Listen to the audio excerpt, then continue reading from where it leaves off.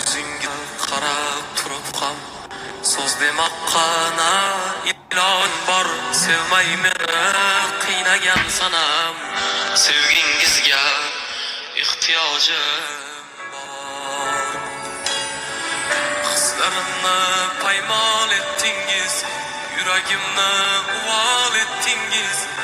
Meni qayga tashlab ketdingiz, o'zingizga ehtiyojim bor. Bor, sevgingizga ehtiyojim bor. Bor, o'zingizga ehtiyojim bor.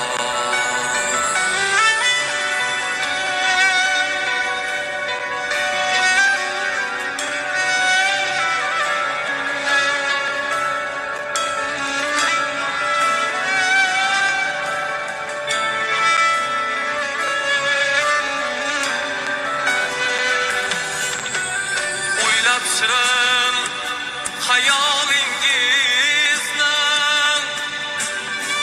kutib yashay usolingizni. O'ylab shirin hayolingizni kutib yashay usolingizni. Ming yil sevay iloyim sizni, sevgingizga ehtiyojim bor.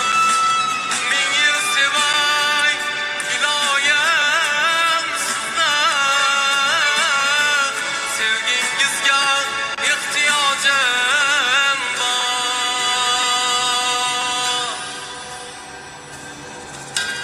Sizni qo'msab og'riydi yurak, menga faqat yolg'iz siz kerak. Xastalangan dilda bir tilak, sevgingizga ehtiyojim bor. Sevgingizga ehtiyojim bor. Bor, sevgingizga ehtiyojim bor. Bor, o'zingizga ehtiyojim bor. Bor, sevgingizga ehtiyojim bor. Bor, o'zingizga ehtiyojim bor.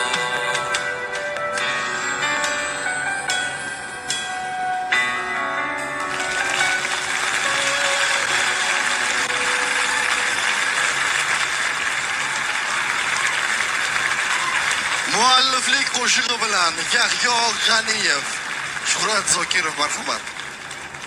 Qo'shiq juda chiroyli chiqibdi. Endi buni aranjировка qilib, hali oxirigacha yetkazib chiqarsalar. Menga Yahyobekda yoqqan bir taraflari, pluslarni aytib o'tib ketaman. Bir xil xonandalarda qo'shiqni ijro etayotganda tepa tovushlarni olganda boshqacha tembr bo'ladi, pastda boshqacha tembr bo'lib qoladi. Bularda o'sha bir tekislik bor ekan. Bu degani vokal bilan yaxshi shug'ullangan ekanlar. Yaxshi shug'ullanganlar va tepalarda ham yaxshi olyaptilar. Endi ozgina bo'ldi. Endi jonli ijro uchun bu kechirimli. Bitta narsa yana yetishmadi. Hozir mana o'zi ko'rsatuvni loyihani o'zi artist. Shu artist deganda faqat qo'shiq yetishmas.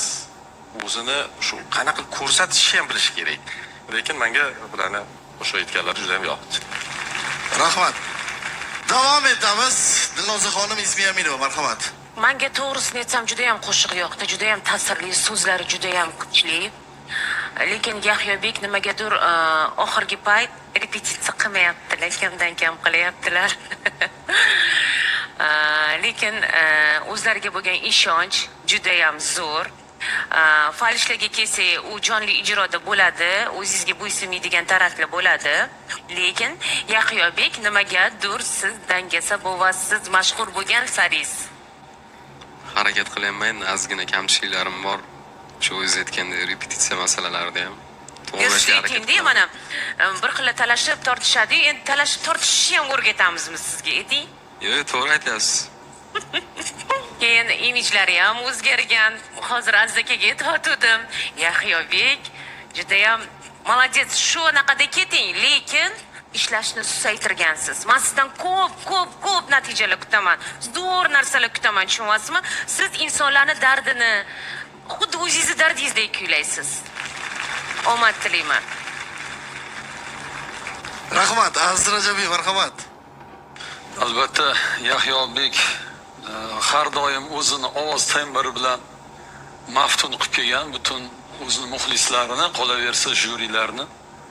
Men har doim aytganman, ovozini tembri juda ham go'zal, chiroyli, insonning qalbiga yetib boradigan. Endi bu yog'iga har bir chiqishingda oynaga qarab ishlashing kerak.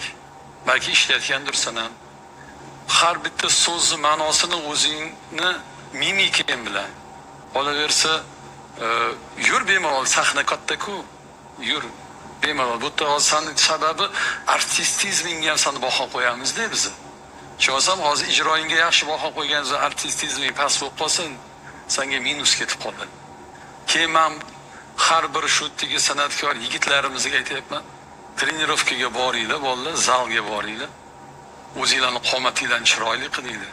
Sababi sizlar ekranga chiqqaningizda muxlislarni juda ham chiroyli, nafaqat ovoz, san'at, balki o'zinglarni ko'rib, yuzing ko'rkam, yuzing fayzli. Boya bu narsani Abrorga ham gapirdim. Va ovozga kelganda endi ijrolar hammasi juda ham chiroyli, zo'r, yaxshi. Rahmat. Farhod aka, marhamat. Bastakori kim qo'shiqni? O'zim bastalagan bu. Juda ham go'zal ohangdagi. Ovoz sal xastaroqmi deyman, a? Shunaqa ozgina shamol. Ovoz xastaligi bilindi. Lekin baribir yurakni ijrosi sezilib turibdi, yaxshi. Bularni aytgan tanbehlari hammasi to'g'ri. Artist bo'lgandan keyin artistizmni ko'rsatish kerak. O'sha jestlarda aytayotgan narsada tomoq, yurak ishlayapti, mimika ishlamayapti. Keyin pishmagan qo'shiq ansambl bilan qovushish sigirini istaydi-ku. Keyin muxlislarga aytiladigan qo'shiq ekanda, mana orqada o'tirgan muxlislarga yo'qdi hammasiga. Endi buni ikki tomoni bor. Ko'rik tanlov bilan pop qo'shiqlarni farqlab olish kerak. Havaskorlik ijro bilan professional aralashtirib olish kerak emas. Bu yoqda sahnaga chiqqandan keyin san'atdagi mahoratni ko'rsatishga harakat qiladigan, mana orasida ana qizimiz ham bitta taniqli qo'shiqni aytdi-da, orasida o'zining texnikasini ko'rsatib ketdi. Diapazonni ko'rsatib ketdi-da. Shunaqa narsa asarlarni tanlashga harakat qilish kerak-da. Bu ko'rik tanlovda. Lekin ishonamanki, kelajakda millionlab muxlislar ko'payadi va o'sha konsertga biz ham chipta topa olmaydigan darajaga borasan inshaalloh. Yahyo G'aniyev edi bu. Olqishlab qo'yamiz. Rahmat.